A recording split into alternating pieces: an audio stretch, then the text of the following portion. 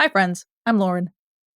And I'm Katie, and welcome to Okay, But Did You Know? A podcast where we talk about the TV and media that we love with a friend who's never seen it before. Today, we're recapping and chatting about Once Upon a Time, episode 315, Quiet Minds. This episode aired on March 30th, 2014. It was written by Kalinda Vasquez and was directed by Eagle Eagleson, I think is how you say that person's name. I have no idea. Before we get into our recapping and chatting, let's go into a synopsis for Quiet Minds. In the Enchanted Forest. Desperate for a way to get Rumple back so that they can get to Emma and Henry, Neil and Belle venture to the library of the Dark One's castle for answers. There they find a trapped servant, Lumiere, who points them in the direction of the vault of the Dark One that could bring him back. But after slipping up, Lumiere reveals that he's actually working for Zelina to get Rumple back. Emboldened by his chance to get his father back, Neil follows through with the plan and brings back his father at the cost of his own life. In an attempt to save Neil, Rumple absorbs him to keep him alive, letting Zelina take control of the dagger and of him. And in Storybrooke, the team is still on the hunt for the Wicked Witch. While Regina searches the farmhouse and has a close encounter with Robin, she sees that he is the man with the lion tattoo and flees the scene. Emma and David search the forest and find Gold just before he runs away. Neil mysteriously appears in Gold's shop, and Killian lets him go out looking for Emma so that he can apologize to her once and for all. After Belle looks up the weird mark on Neil's hand, they realize what Neil had done to bring back Gold, and that he should be dead. Emma uses her magic to separate Neil and Gold so that Gold can tell them who the Wicked Witch is, unfortunately killing Neil in the process. Now that his mind is free, the Dark One dagger works properly, and Zelina can truly control him now that his identity is out. Her plan may be sidetracked, but she will still get everything she wants. My mind was not clear while I wrote that. My mind hasn't been clear all day, so Mm-hmm. we have a Rumple on the loose. We do. We have We have a Rumple on Rumple the on the loose. loose, and Regina is mad. Yeah, Regina, she's real mad, but I don't know. That scene of the farmhouse makes me so happy. It's so cute. It is. Oh goodness. Um, but there's only one set of lines I wrote down, and I think you know what I wrote down. Was it about the Jello? You do know he tried to kill me. Well, there were extenuating circumstances. Twice? Sorry? Sorry? You really know how to charm a girl, don't you? Yeah, I wrote Just that one down. Like, good for you, Belle. Like, she got it. that is I had to like I watched that scene and then immediately went, I need to go back and write that down. Mm-hmm. Backed it up, wrote it down, went, this is good. This is Yeah, good. This is I love that comedy. twice. I mean, yes, technically he did try to kill her twice. He did. Uh, and then I got really excited and I just had the word books in all caps because I am Belle. Like, I mean, that's my thing. That's still the Yeah. favorite Disney classic growing up Mm-hmm. is forever going to be Beauty and the Beast. Oh, yeah. Um, the irony of having my own home library now and also being married to a man who's extremely hairy does not escape me. Mm-hmm. So yes, I get excited when I see books, Yeah. and I actually really love how they did Lumiere. Mm-hmm. Like it's really good. I was like, all right, because I was Yeah. so upset about like nothing's coming to life. Beauty and the Beast, like that was a big part of it. Is that the Beast's Yeah. decisions, affected so many other people, and they Mm-hmm. didn't keep that in. But like, I liked seeing Lumiere in this way. Even though he's not actually, Rumple's doing. Yeah, he's not Rumple's doing. It's. I think I just liked how they did him because like Mm-hmm. even the CGI with that was pretty impressive. Like I enjoyed Yeah. it. And then I just wrote insert what is going on meme here because it just so much starts happening. Yeah. I'm like, okay, there's Neil, there's Gold. Regina goes, ooh, lion tattoo. Like there's so much packed into one episode. Yeah. Um and then I got really mad at Emma because I'm like, what do you mean you don't want Henry to have his memories? Yeah, That no. that's not good parenting is It's especially when you horrible have parenting. your memories and like I get the thing of like last week, we were eating cereal and playing video games and this week I'm traversing through the forest to find the dark one, and save him from the Wicked Witch of the West. Like I see her thought process, but at the same time Mm-hmm. it's not, given that she has her memories back, she knows that it's not fair to him to let him live in that falsehood and to think that, Well, that he doesn't have a family when he does. mm. With that too, though, like she has her memories back. She knows there's no way of going back from this. They're not. It's not like they're going back to New York after everything is said and done. No, that's not She's back with possible. her family, so it's like she's holding on to the life they had without everything else. And Mm-hmm. I'm just like, yeah, no, that's gone. Mm-hmm. And no matter what, he's in danger. Like at the end of the day, Henry's always going to be in danger. He's your child living in this world. She does still have a little bit of that in the back of her mind. Like when this is done, when the Wicked Witch is dealt with and everybody's safe, then Mm-hmm. we can go back to New York. She still has that in the back of her mind. But what she should be remembering is that she wasn't safe. Walsh was there. Mm-mm. Like the flying, her fiance was a flying monkey. Like she wasn't safe. So many flying monkeys today. Oh All the flying monkey. For context, oh Katie saw the my Wicked movie today. like I really went from Wicked and watching that, so now I'm like, let's go continue to talk about the Wicked Witch of the West. But here's the thing: is the more you learn about Zelina, and I think at this point, I think after next week's episode, you'll have enough context that I can play you Zelina's song for the musical episode. Because for where that's placed in the timeline, you don't need to know a whole lot about Zelina for that to work. But That's fair. I'm gonna play that for you, and then you will understand that. I mean, I'm sure Rebecca Mader loves this as well, but Zelina Defying Gravity would also be an anthem for her, but it would just mean something very, very different. Oh, I'm so excited to see Because this like now.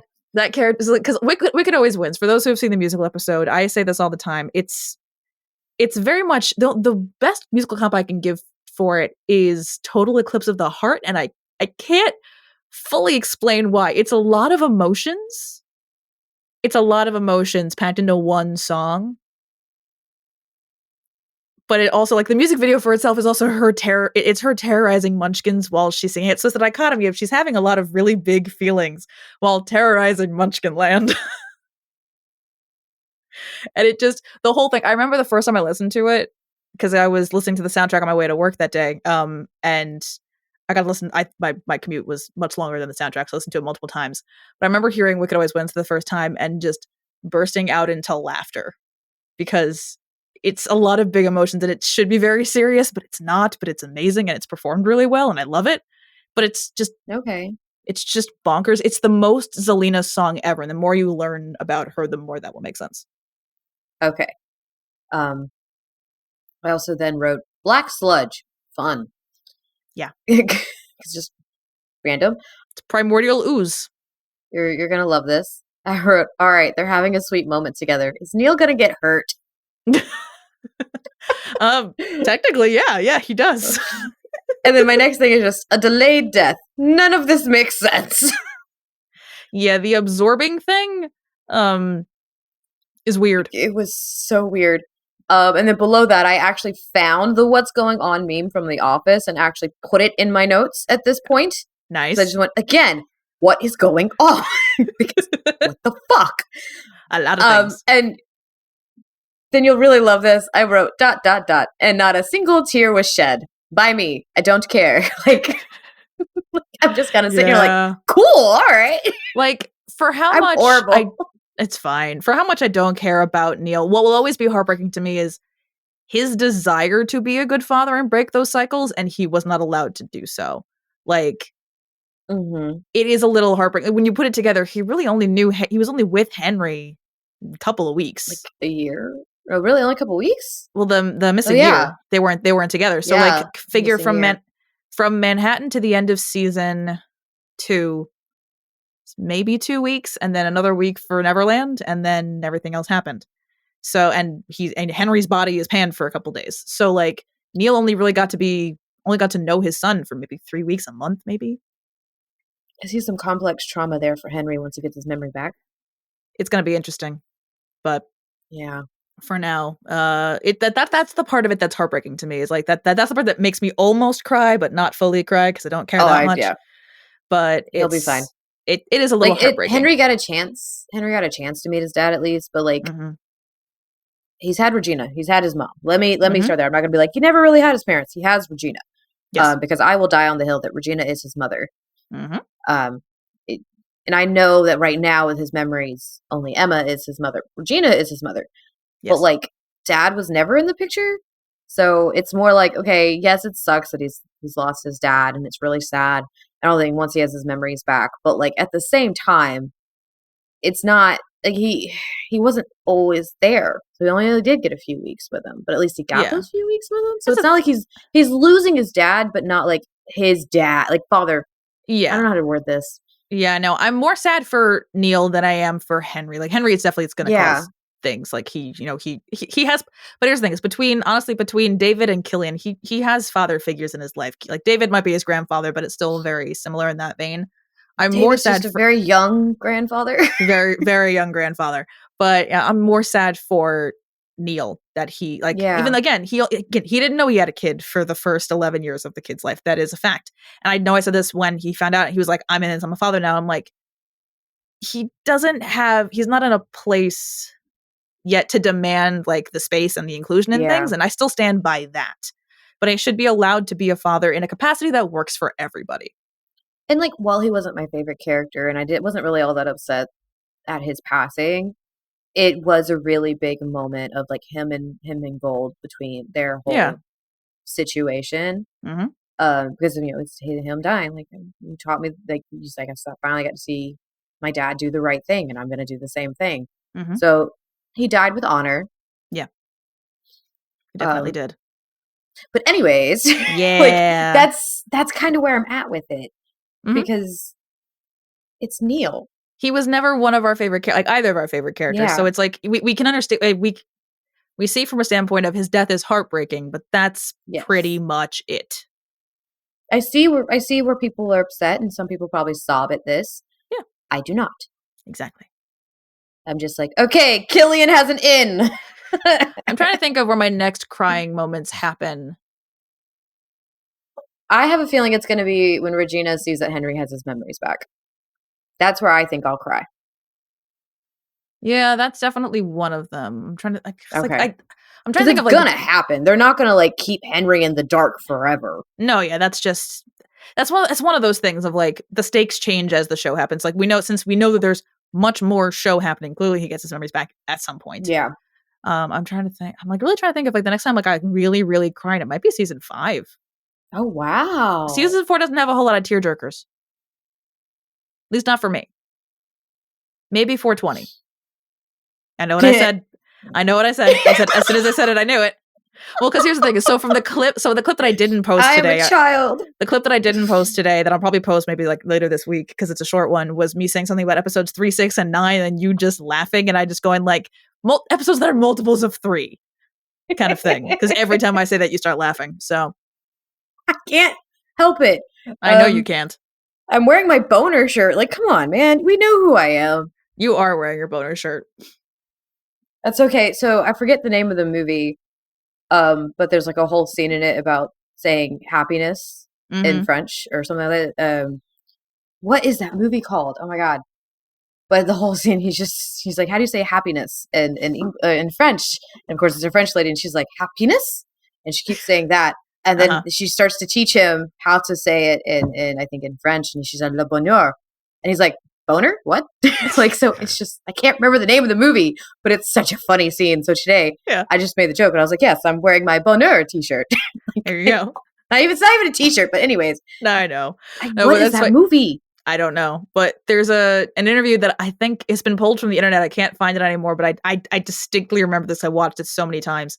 It's with the Queens of Darkness guest stars from next season, and for some reason they were just off the rail. They were at Dragon Con. This was like the last thing they were doing the entire day. This was day 1. They were already unhinged, but at one point somehow they got into they were talking about how they hadn't seen a penis at Dragon Con because the cosplayers sometimes clothing seems to be optional.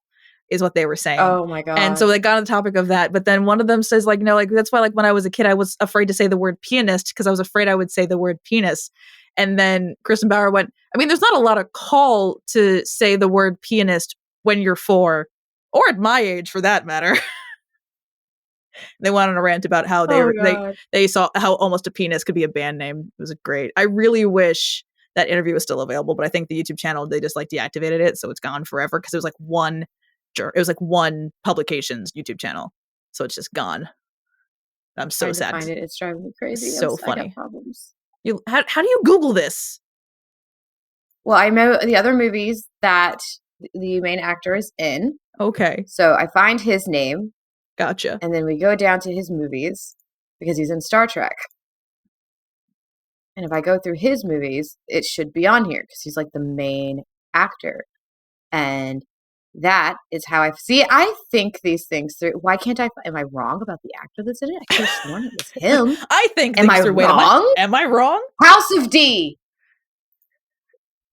Okay. Found it. See? Proud of you. Thank you. Anyways, so what do you have on this lovely episode of television? We got some fun facts for you. Boy. You know, I mean, one that I think you as a person who's given birth knows that the trick of using orange juice to get the baby to move is a thing that does work. It does. I don't know if it works. Does it work that quickly? I think it just depends on the pregnancy. Okay. Every single pregnancy is different. Mm-hmm. But yeah, orange juice for some odd reason can get the baby kicking. I think the article that I saw said something to do with like the sugar content, and sometimes just the cold can kind of like the cold of it can sometimes stimulate the movement, supposedly. Yes, because it does need to be cold. Speaking of the orange juice, though, people in production design and props pay attention to your own timeline. My guess is people just didn't. Apparently, if you zoom in really closely, the best if used before date was January 21st, 2014, which would only work if every season of the show was a year, and it's not. Because they probably filmed it in January 2014. So my guess is the original bottle that they used was best if used before January 21st. And they didn't think to scrub that off. That's so funny. Because it was very obvious, like a reused orange juice bottle. It was very clearly a Greeked, simply orange juice bottle. Oh, so clearly. For those who didn't, and I'll find a link to just that defines it, because I follow a bunch of prop masters on TikTok and everything. Greeking is like, you know how like everyone like every TV show seems to use the same type of like fake Lay's potato chips kind of thing. Mm-hmm.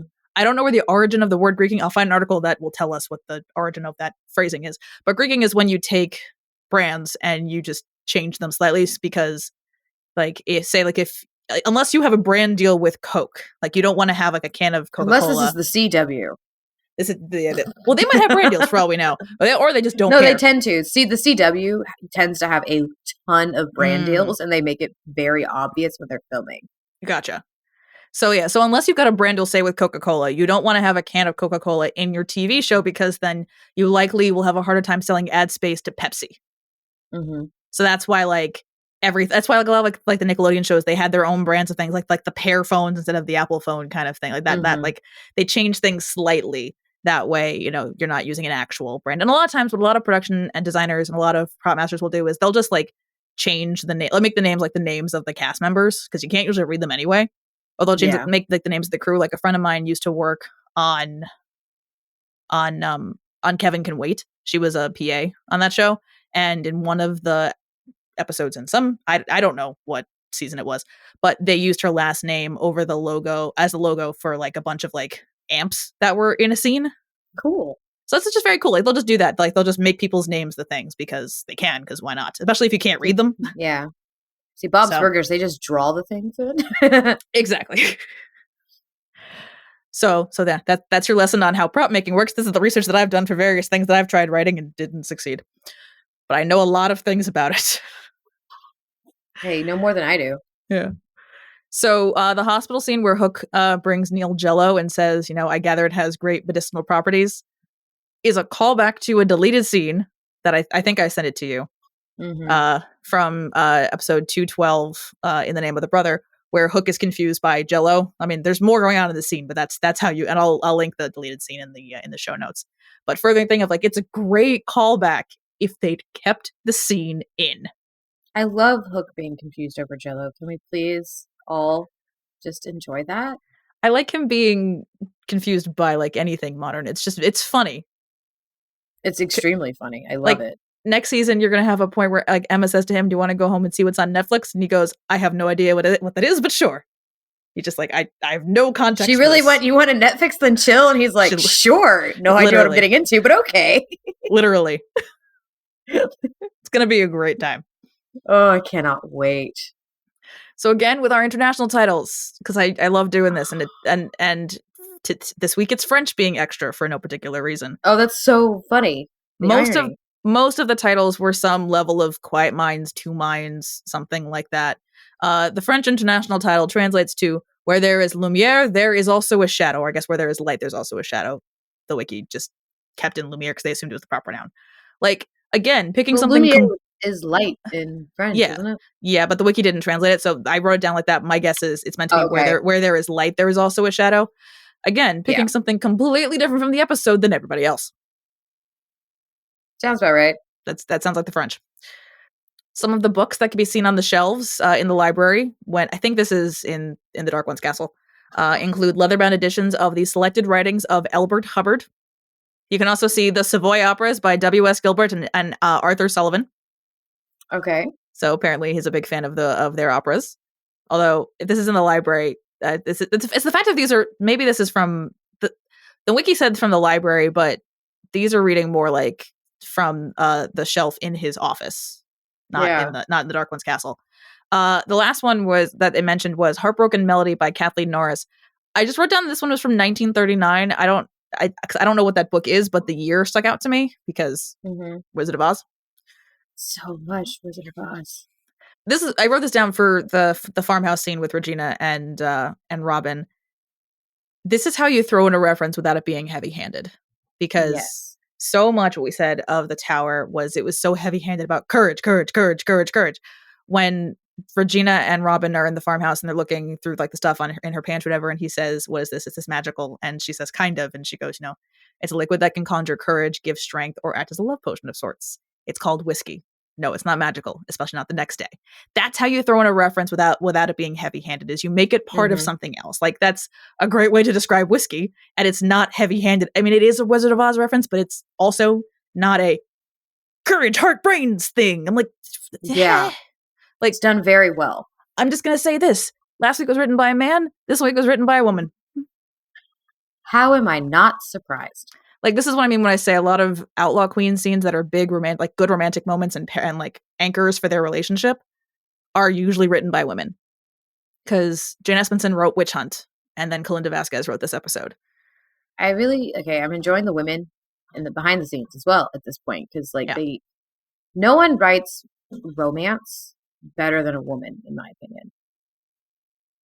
I would agree. No one does. Because and I always say this, people like to say like, "Oh, but Nicholas Sparks writes romance," and I'm like, Nicholas Sparks even says he doesn't write romance. He writes trauma. He writes fiction with romantic plots. He doesn't write romance. He says that. Yeah. No. So no. And a lot of those ones are like traumatic. They from are. What I've seen. So no. Exactly. But I've never read a romance plot, I think, that I've liked from a man. I can't say that I have either, quite frankly. The only time I ever see men pop up in my spreadsheet of books that I've read, it's a nonfiction, like I just read Jim O'Hare's book about the making of Parks and Rec. It's a reread of the Percy Jackson books. That's usually about it. Yeah, that's about it. And that's memoirs, teenagers. It's memoirs and Percy Jackson. Sometimes you see men in my author spreadsheets. I can't say much. You read fantasy. But the chemistry between Regina and Robin, I like that chemistry in that scene alone is just good. And I like that, their two meetings in the Enchanted Forest, and now a year later, they don't remember their first meeting. They're not terribly different. Mm-mm. In this case, Regina's not under attack and she's being saved, but it's just, there's very similar dynamic. It's similar with the banter, but this time Regina is just simply more receptive, even if she doesn't really seem to know why. Like last time, she just instantly dislikes him. She doesn't care. She just instantly hates him in the Enchanted Forest. She's just like it's probably because she feels something strong. She had a lot. Well, she had so many emotions. She had a lot going on at that point. Now she's seeing Henry again. She's at least he's there. It's not like he's out of my life now, so she's able to deal with it a little bit more.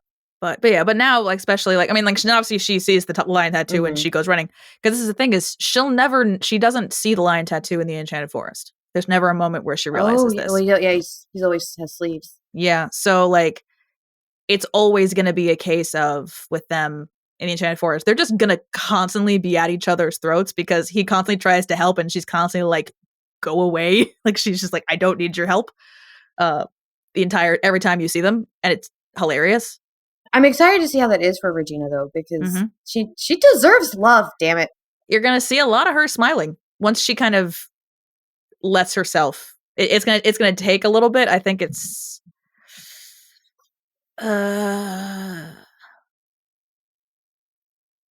actually, wait. Is it next week? Their first kiss might be next week. Damn, moving fast. I think. It's moving a little fast. It's either next week or it's in episode 18. I can't remember.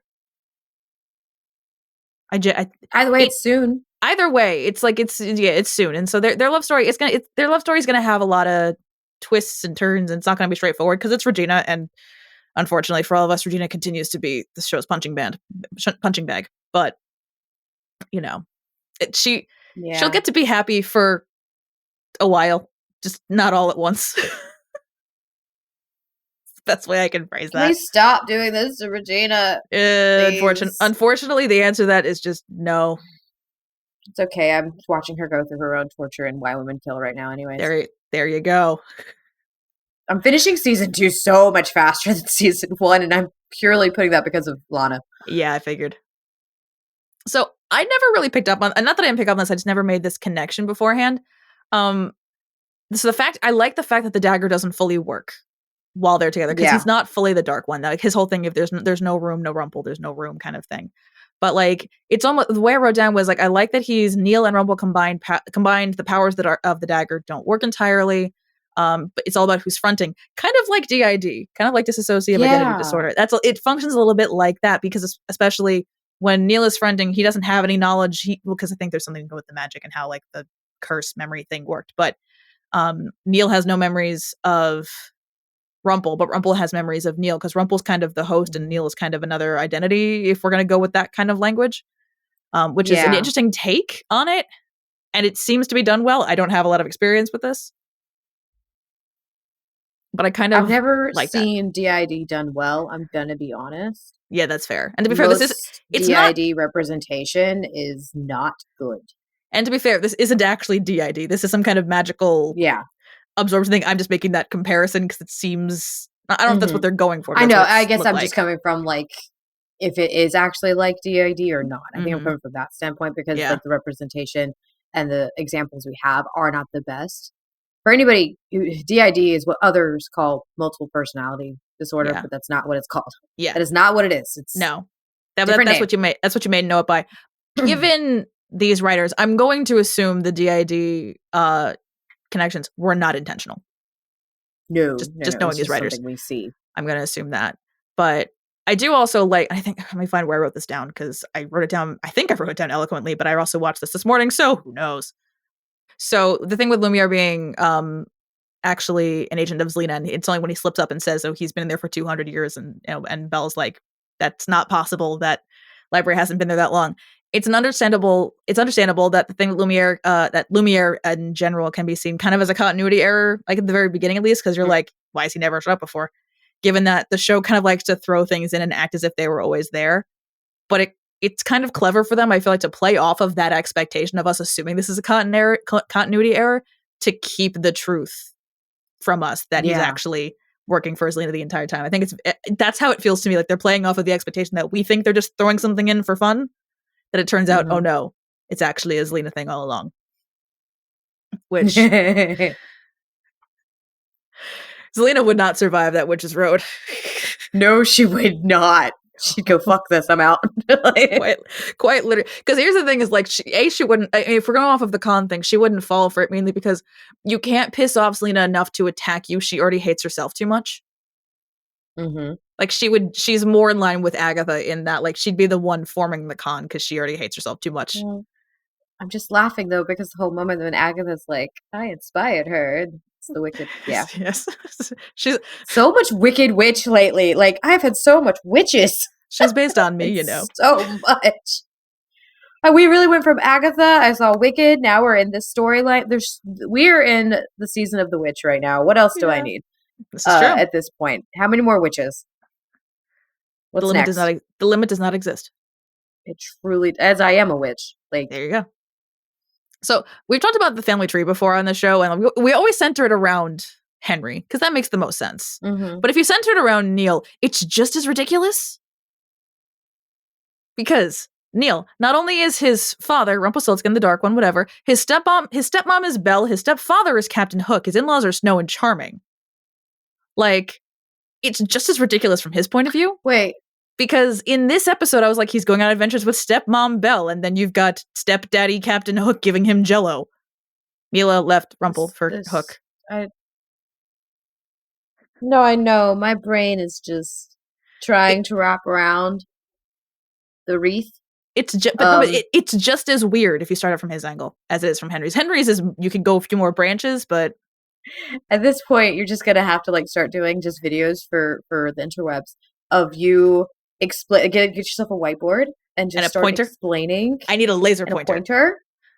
There you go. So we're gonna get you a whiteboard, and you're gonna be able that way. You have space next to your Bob's Burgers board. Just saying. Hey, there you go. And this way, you can start explaining plot lines and family ties within Once Upon a Time. My brain is going, do you remember, this was older Disney cartoons, but do you remember the character Ludwig von Drake? Yes. I'm thinking of it in that method. Today, children, we are going down the rabbit hole. Okay, but you have to start it that way. Gather around, children. I just found your new TikTok series. It's time for adventures in the Once Upon a Time family tree with Ludwig von Drake. My impressions leave much to be desired, but that's the method. That's no, it's wonderful. What are you saying? That's what my I just found your next TikTok series. I'm just saying, God, like that's too much effort. Because people have asked me. One time, someone asked me to do it all live once, and I'm like, no, I value my sanity. I'm not doing this all at once.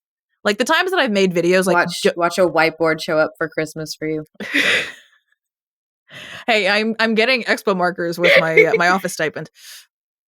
Oh my God! Why didn't you get a whiteboard with your stipend? Well, I got a whiteboard calendar. Yeah, but all right. Because it has to be I swear to God, if I can convince Steven to let me get you a whiteboard, I'm doing it. But it's for reasons. For reasons. It's a write-off. Like we pay anything. I'm not wrong. I'm not wrong though. If you take it from Neil's point of view, it's just as ridiculous. But like, it is. I think it's anybody's point of view, it's ridiculous. It is. But now you get to do the advent thing of on Henry's side of things. Now that somebody knows Lena is Regina's half sister. So his stepmom is, his adoptive mother is the evil queen. His adoptive maternal aunt is the Wicked Witch of the West. Their mother is the Queen of Hearts. It's just. And then you just have, his namesake just kind of in the middle. Yeah, he's just Henry Senior's just there. Henry Senior's just there, but it's a fun time. It's a lot, and I feel the need to not. I wrote in my notes that I feel the need to apologize, but not necessarily apologize, but just make note of the fact that every time I go, "Oops," is always a reference to Zelina after he says you didn't tell him the price, and she just goes, "Oops." Mm-hmm. Every time, that's what it is in my mind. I love it. I've pulled in quite a few of like her lines, and I've said them as normal conversation because they tend to be like the oops being its own thing, but like I've said like supporting players before, and like that is technically a Zelina reference, but it is just like just regular supporting players because I think I'm clever.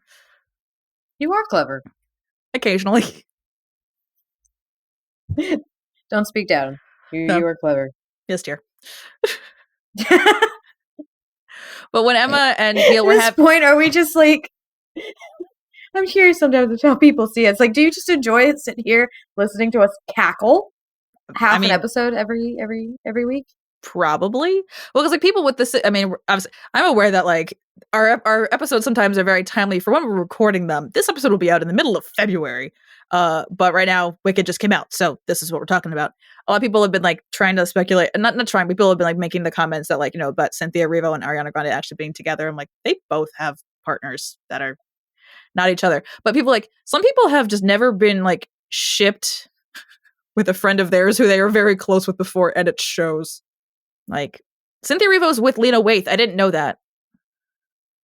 Yes, I was unaware until I saw an article. I'm like, oh yeah, that makes sense. That makes so much sense. It does. And Ariana's on, I don't remember who she's dating right now, but she is with somebody. I think it's still Ethan Slater. Is it? I think. Okay. Look, the only relationship in Hollywood that really weirds me out right now is the guy that Selena Gomez is with. I find him so weird. I don't know who's she with. What is his name? I gotta remember his name. He's in my brain. Benny Blanco. I'll look him up later. I have issues. I'm like, let me just send you a picture. Okay. Really? Yes. Gee, okay. I mean, I'm also not attracted to men at all, so, but that's its own thing. I am, and I'm. Look, if he makes her happy, that's all that matters. For her. But I find Benny Blanco to be a very interesting individual. Okay. So I did like the conversation with Emma and Neil, where she just says that, I almost married a Neil monster from Oz. And he's like, I almost married the minion of my grandfather, Peter Pan. I'm like, thank you to the writers of this episode for pointing out how absurd this show is at times. At least they're self-aware. Yeah. It's a weird one. It is. But like, again, back to like his death kind of being heartbreaking, like when he gives her back the necklace, because he kept onto it. I like that she takes it back, obviously, because like when she wore it, and she gave it back when she first took it off and gave it back to him. She's like, I wore it as a reminder to never let myself love again. And now that she's taken it back in this moment, now it's shifted into a reminder that love is worth it. Yeah. And I like that connection to I still hate the phrase of still go find Tallahassee, even if it's not with me. I don't know why I hate that so much. Because it's Tallahassee. It was, to this day, that will always be the most underwhelming reveal of the show, of anything they do. I find like it, because that was a line people speculated about for so much. It was because, again, for reference, it's a throwaway line of Regina's from season 1, where she says to Emma, your longest anywhere was 2 years. What did you enjoy so much about Tallahassee? And it was like, it was a place they found on a map at random. So random. It wasn't even like a point. Like you could dream bigger than Tallahassee. Just saying. You really can. So I have something for after we do stats. But Katie, what did you rate this episode? Oh God. Okay. So I gave plot 7. Okay. Because I'm very annoyed that the last episode they used this entire episode to do almost nothing, and then packed so much into this one that it makes the last episode seem even more stupid. Yeah. Like, it really, really annoys me. So I only gave plot a 7 for that, because it's still good plot. We get a lot out of it, but I'm just kind of like, you really did that. Like, you wasted 40 minutes. You really did. Last week. I feel like our plot one... And then packed this one endlessly. I feel like our plot score also kind of, like, encompasses pacing. I think so as well. Yeah, plot's definitely got pacing in there. I feel we definitely, because those were criteria that I had put in my original stats. Was pacing plot and pacing were 2 different scores, but that just didn't make sense for us to do this. But like pacing was not on like how fast it feels to watch, but like within the episode, like all of this happened in the span of like 4 hours. Really, it happened so fast, so much, and pacing's really important. I think we'll probably get more into pacing score probably when we do movies. Like pacing probably is more important than any I find pacing extremely important in movies. While TV, it can be different things because we're watching a show that has so many episodes compared to TV now. Pacing is a discussion we have, but I don't see it as a score point. Movies, though, I have to score my movies with pacing because pacing is such a integral part of storytelling with movies. Yeah. But yeah, I have to agree. Like the pacing is just like, I am angry. I gave character 9 because amazing job, 10 out of 10. Job, I just don't like every character because I have issues. I'm like, Neil died. But Neil's dead. And personal, I give 8. So this is a 24. Okay. So I'm sitting here, I'm like, Neil's dead. Neil's dead. That's all I got. I'm trying to think of like a way to make Ding Dong the Witch is dead, but with Neil, it's not going to work. No, I can't. I'm not that quick. So I gave plot and character both 9s because it's a lot of, for character, it's a lot of moving forward for Emma because like she has that absolution. She has that closure with Neil. I feel like now it hurts, but she has that. And I think that's very important. 9 I gave, again, because like you said, there's so much. This is all plot, basically. There's some character parts in it, but it's all plot at the end of the day. And personally gave it 8 because it's an enjoyable episode. It's not my favorites, but it's a very good episode that I enjoy watching and has moments. So this one gets a 26. So I'm not too far off. I'm only 2 higher than you on this one. That's not bad. No, not at all. But we get a lot of Dark One lore in this episode, I would say, with the Vault of the Dark One. And that's something that does get picked up again. We'll deep dive really deeply into the lore that is the Dark One and how that works in the beginning of season 5. And stuff like the Vault of the Dark One and a Dark One being born out of that does come back. This isn't a throwaway thing. They do bring that back because we're going to see the inception of the Dark One as where it starts and why it starts and how that works. I'm excited for that. I'm very interested in that. And that's where I like Rumple's character, is that specifically. Yeah. And that'll be the beginning of that's the first half of season 5. So like a lot of this is not dropped plot, which is why I'm like, it feels in this moment a little weird, but it definitely comes back. But my last line for this episode, sorry, before I get to that, but with that though, I think Zelena says something along the lines of like when he says like you didn't tell him the price, like I felt like it was kind of obvious. Like a life for a life is one of the most common rules of magic ever. Yeah. See, I was waiting to see like, okay, what's in the vault? I didn't understand fully that like the vault was him going to be how he comes back. I thought it would be like, oh, something's in the vault to do it. But then once all that happened, I was like, oh yeah, no, that makes sense. Yeah. The vault is it's the primordial ooze where the Dark One comes forth. And it's because we'll see the manifestation of the Dark One, like I said, towards the end of season 4 into season 5. We'll see what happens with the darkness when the Dark One isn't home and how that kind of all goes. Ooh. Which is fun. But my last note, I should say, is if I had a nickel for every time Emma tells Henry his father is dead while sitting on a bench, I'd have 2 nickels, which isn't a lot, but it's weird that it happened twice. Damn. Uh-huh. Like, I don't know what to say to that. Because I'm not wrong. The show has so much trauma. Especially for this kid. This poor kid, man. This poor kid, man. Oh, sorry, I have one more funny note that I think you'll appreciate. Rumple, the CGI on Rumple coming out of Neil's body was weird, but it was very much giving the vibes of episode 5 of Agatha all along. It was. God damn it. Even if it did look a little bit like when he did that, it almost looked like Michael Raymond James was about to throw up. Why do I watch TV? Like this, I watch such weird shit. Yes, we do. Thank you all for listening. Join us next time when we discuss Bob's Burgers, Season 7, Episode 1, Fluise, and Episode 2, See Me Now. Don't forget to like, rate, and follow the podcast wherever you listen so you can be notified every time we publish a new episode. Follow us at OBDYK_pod on Instagram and TikTok. And if you'd like to join our Patreon, you can find the link with more details in our show notes. This has been an episode of Okay, But Did You Know? A TV and media podcast. It was hosted by Lauren and Katie and edited by Lauren.